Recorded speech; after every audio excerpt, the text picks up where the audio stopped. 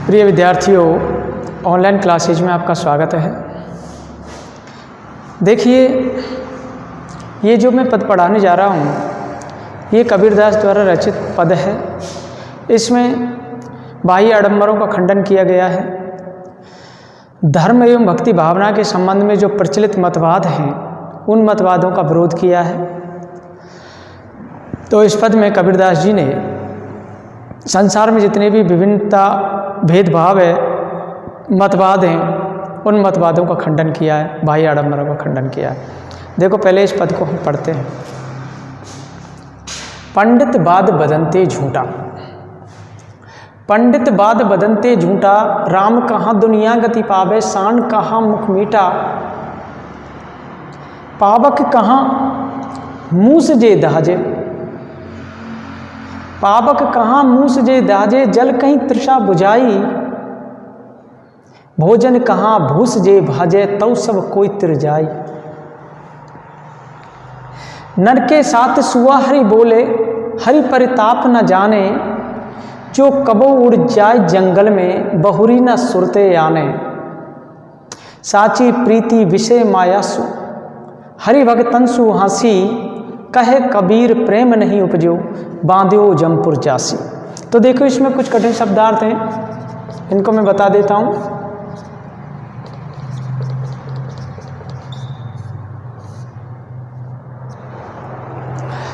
देखो, बदंते शब्द आया है।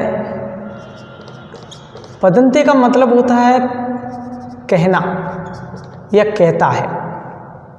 कहना या कहता है एक ही बात है। शान, शान का मतलब होता है शक्कर। पावक माने अग्नि,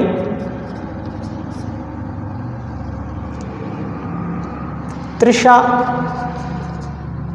तृषा माने प्यास, भूष, भूष का मतलब होता है भूख, त्रिजाई, त्रिजाई का मतलब होता है उद्धार करना,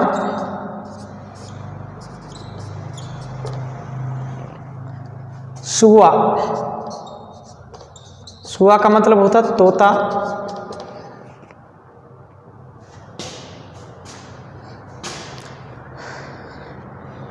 बहुरी, बहुरी का अर्थ होता फिर से,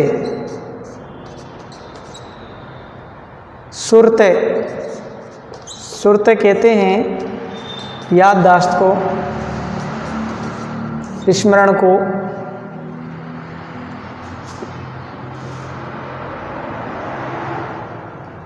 जमपुर, जमपुर कहते हैं यमलोक को। तो देखो, ये इसके कठिन शब्दार्थ हैं। बदनते, बदनते का मतलब होता कहना, शान माने शक्कर, पावक माने अग्नि, तृषा माने प्यास, भूस माने भूख, त्रिजाई कहते हैं उद्धार करना, सुआ माने तोता, बहुरी माने फिर से, सुरते माने याददाश्त और जमपुर माने यमलोक। तो देखो बच्चों, अब हम इसका अर्थ करते हैं। पंडित बाद बदनते झूठा, राम कहाँ दुनिया गति पावे, शान कहाँ मुख मीठा। देखो, कबीरदास जी इसमें बाह्य आडंबरों को खंडन करते हुए कहते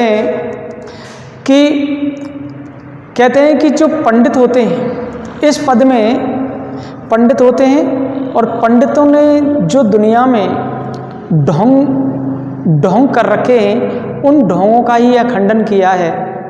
तो देखो, कबीरदास जी कहते हैं कि पंडितों के द्वारा जितने भी मतवाद चलाए गए हैं, वे सब झूठे हैं, असत्य है। कबीरदास जी कहते हैं कि पंडितों के द्वारा जो मतवाद चलाए गए हैं, वे सब झूठे हैं, वे सब असत्य हैं। वे कहते हैं कि भगवान का नाम लेने से प्राणियों का उद्धार हो जाता है।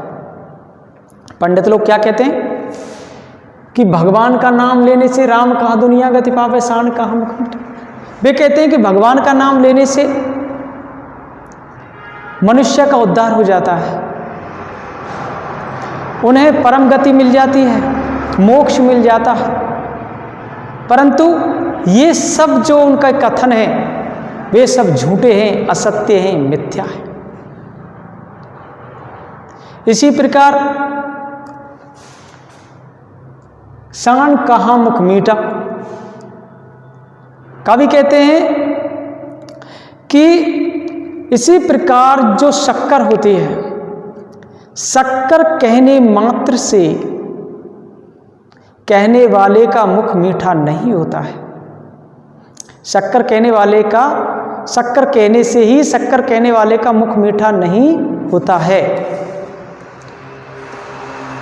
पावक कहाँ मूस जे दाजे, जल कहीं तृषा बुझाई, भोजन कहाँ भूस जे भाजे, तव सब कोई तिरछाई। कबीरदास जी कहते हैं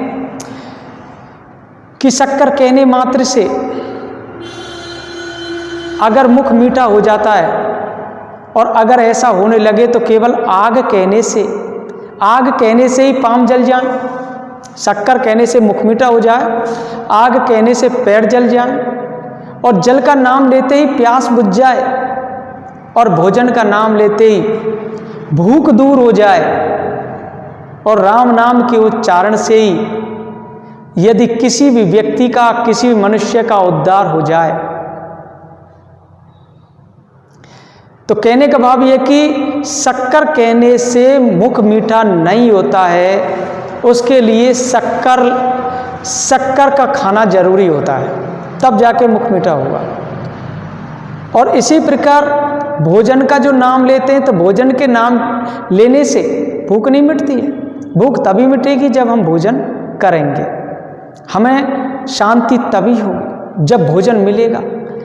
इसी प्रकार जो भक्त होता है भगवान का, मुक्ति के लिए उसके लिए कुछ आचरण करना पड़ता है, भक्ति करनी पड़ती है, तभी जाकर के उसका उद्धार होगा। तो कबीरदास जी ने यही बताया है कि कुछ करना पड़ता है। भूख के लिए भोजन की जरूरत होती है, प्यास के लिए पानी की जरूरत होती है, और जलने के लिए, जैसे कि हाथ पर जलने के लिए आग की जरूरत होती है। इसी प्रकार उद्धार, खुद के मोक्ष की प्राप्ति के लिए भगवान की भक्ति करना बहुत जरूरी होता है। नर के साथ सुआ हरि बोले, हरि परिताप न जाने, जो कबहू उड़ जाए जंगल में, बहुरी न सुरते जाने। देखो कबीरदास जी कहते हैं कि भगवान का उच्चारण करने से, अगर ईश्वर का हम उसके नाम का उच्चारण करें तो ईश्वर प्राप्त होने लगे। अगर ईश्वर के नाम का हम उच्चारण करें और ईश्वर प्राप्त होने लगे तो उस तोते को भी मुक्ति मिल सकती है। कौन से तोते को? उस तोते को भी मुक्ति मिल सकती है जो अपने स्वामी के साथ राम राम राम राम कहता रहता है। उस तोते को मुक्ति मिल जाएगी जो स्वामी के साथ राम का नाम लेता रहता है। जो अपने स्वामी के साथ राम का नाम लेता रहता है परंतु ईश्वर के वो प्रताप को तो जानता ही नहीं है, वह तो अज्ञानी है, महामूर्ख है। इसलिए वह जब कभी अपने ईश्वर का स्मरण करता है तो वह अपने मालिक के साथ में करता है। और जब वह तोता उस मालिक के वहां से उड़ करके जंगल में पहुंच जाता है, अगर वह तोता जंगल में पहुंच जाता है तो उसका नाम स्मरण भूल जाता है।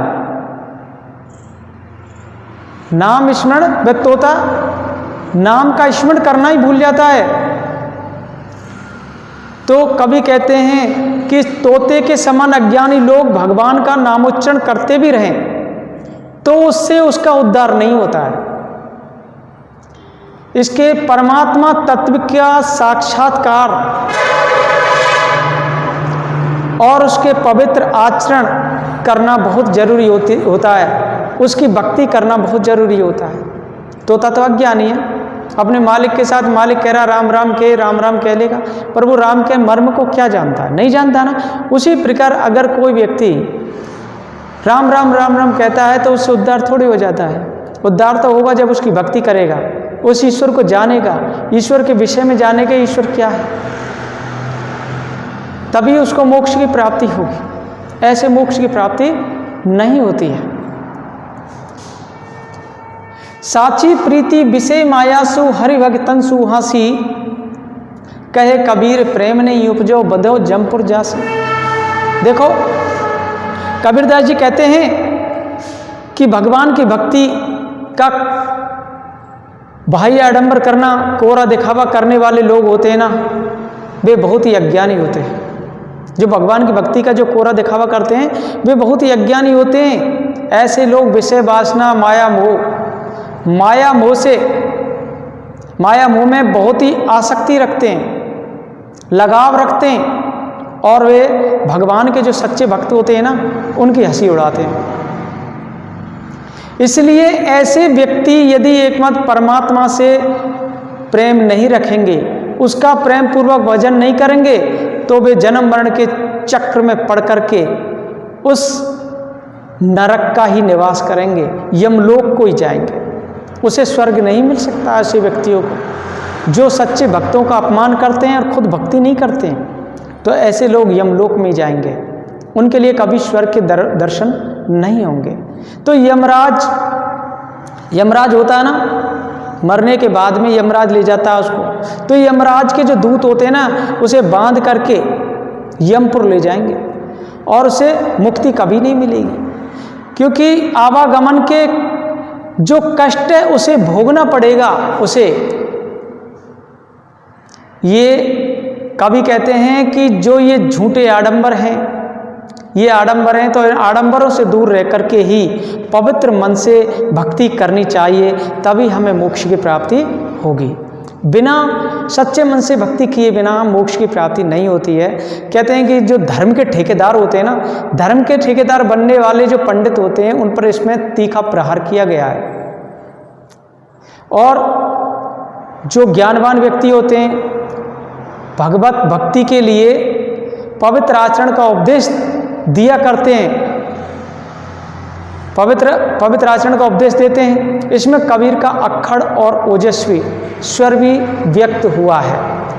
इसमें आडंबरों का विरोध किया गया है, मतवादों का खंडन किया गया है, एवं भक्ति से परम तत्व की ही प्राप्ति होती है। ईश्वर का मिलना तभी होगा जब आप सच्चे मन से भक्ति करोगे। उनके नाम लेने से ईश्वर की प्राप्ति नहीं होती है, उसकी तो भक्ति करनी पड़ती है। धन्यवाद।